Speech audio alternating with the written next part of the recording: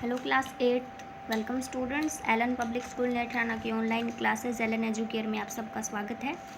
आज के इस वीडियो में हम आपका इंग्लिश का नेक्स्ट चैप्टर या नेक्स्ट पोइम स्टार्ट करने जा रहे हैं, जिसका नाम है द लास्ट बार्गेन। ठीक है, यानी कि आखिरी समझौता या आखिरी सौदा। रविंद्रनाथ टैगोर ने लिखी है ये पोइम। अब देखते हैं। A bargain is an agreement in which both parties promise to do something for each other. एक जो सौदा होता है या एक समझौता होता है, वो एक एग्रीमेंट होता है जो दो पार्टीज़ के बीच में होता है, जो एक दूसरे से प्रॉमिस करती हैं एक दूसरे के लिए कुछ करने के लिए। Someone is looking for work waiting to be hired. कोई था जो किसी काम का इंतज़ार कर रहा था, वेट कर रहा था कि कोई उसे काम दे, ही उसे हायर करे, मतलब काम करने के लिए। He strikes a bargain but thinks it worthless. उसने क्या किया, एक समझौता किया, लेकिन बाद में उसने सोचा कि ये क्या है, काफ़ी व्यर्थ रहेगा, यानी निरर्थक है, किसी काम का नहीं है। He tries twice again but doesn't like either. दूसरी बार उसने फिर कोशिश की, एक बार फिर दोबारा कोशिश की उसने, तब भी उसे ये चीज़ अच्छी नहीं लगी, पसंद नहीं आई। Finally in the last bargain when he is hired for nothing whatever he is happy as never before. Finally आखिरकार लास्ट सौदे में when he is hired for nothing, जब उसे हायर किया गया, नथिंग कोई भी चीज़ नहीं दी गई उसे हायर करने के लिए, तब he is happy as never before, तब वो इतना खुश था जितना पहले कभी नहीं हुआ। What is the bargain and why it is it the best. ये सौदा क्या था और ये इतना बेस्ट क्यों था। अब हम देखते हैं इस पोइम के through. Let's start. Come and hire me I cried while in the morning I was walking on the stone paved road. ठीक है, जो पोइट है वो कहता है कि वो चिल्ला रहा था एक दिन सुबह, वो एक पत्थर की जो पेमेंट बनी होती है रोड के पास पास, उस पर इधर उधर घूम रहा था, चल रहा था। तब उसने वो चिल्ला रहा था साथ में कि कम एंड हायर मी, आओ और मुझे हायर करो, यानी मुझे काम पर रखो, मुझे काम दो। Then sword in hand the king came in his chariot, he held my hand and said, I'll hire you with my power, but his power counted for naught and he went away in his chariot। एक दिन एक राजा, तब उसी दिन मतलब एक राजा अपने रथ पर हाथ में तलवार लिए आया, उसने मेरा हाथ पकड़ा और कहा, मैं तुम्हें अपनी पावर के साथ, अपनी शक्ति के साथ हायर करूँगा। But his power counted for not, लेकिन उसकी जो पावर थी वो मेरे लिए किसी काम की नहीं है, यानी तुम्हारी पावर मेरे लिए व्यर्थ है। And he went away in his chariot, और इस ऐसा सुनकर वो राजा वापस अपने रथ में अपने घर लौट गया। क्वेश्चन हैं जैसे why was the poet walking on the road.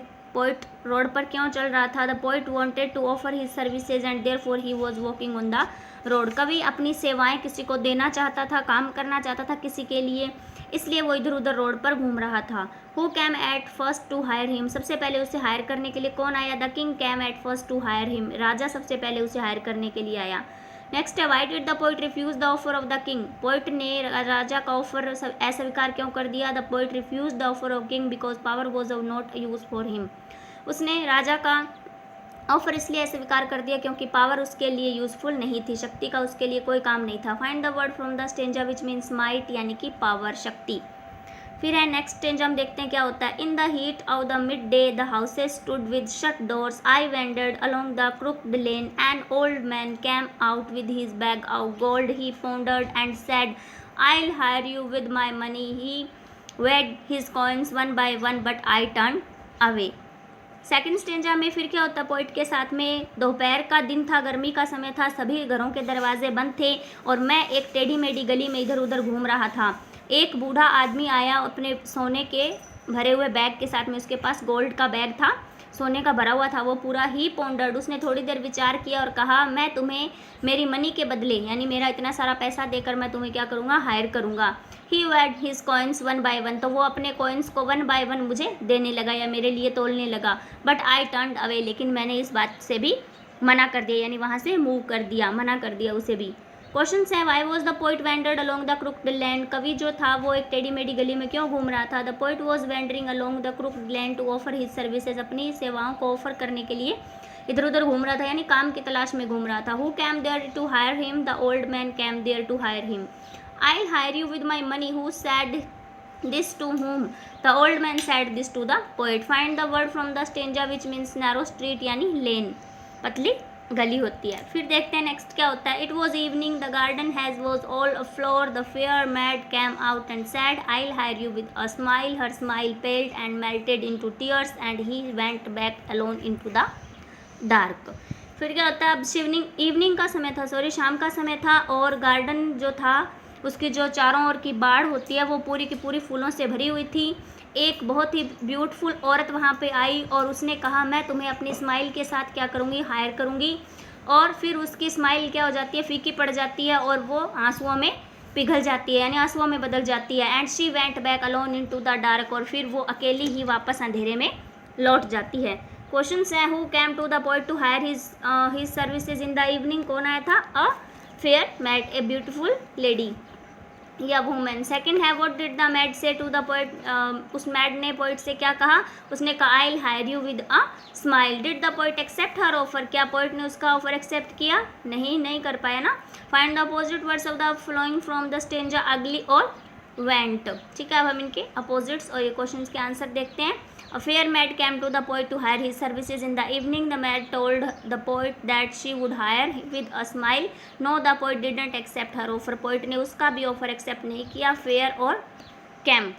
ठीक है, अगली का होता है फेयर यानी ब्यूटीफुल, अगली का गंदा होता है, कैम का आया, गो का गया। अब हम देखते हैं नेक्स्ट स्टेंजम क्या होता है। The sun glistened on the sand and the sea waves broke waywardly, a child sat playing with shells. He raised his head and seemed to know me and said, I hire you with nothing. From henceforward that bargain struck in child's play made me a free man.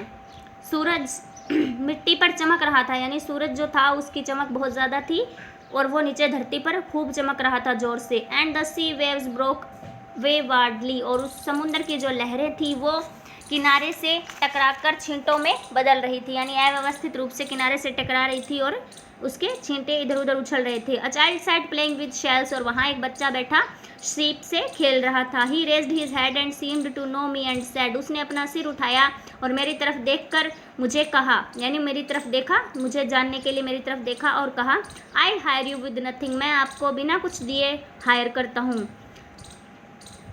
From henceforward that bargain stuck in child's play made me a free man. तभी से, इसके बाद से, उस last समझौते ने, उस बच्चे के खेल ने मुझे क्या बना दिया, एक फ्री मैन बना दिया, यानी उसे वो बिना कुछ देने का समझौता भी उन्हें, सौदा भी उन्हें फ़ायदेमंद लगा। क्वेश्चंस हैं, who was playing with shells, shells से कौन खेल रहा था। A child was playing with shells. Where was the child playing, the child was playing in on the seashore. What did the child say to the poet, the child told the poet that he would hire him with nothing. फिर है find the word from the stanza which means lifted, यानी कि raised. ठीक है, तो आपको ये passage के क्वेश्चन आंसर्स अपनी नोटबुक में राइट डाउन करने हैं और जो भी होमवर्क आपको दिया जाता है वो सभी आप अच्छे से अपने नोटबुक में करते रहिए। Okay, thanks and have a nice day students.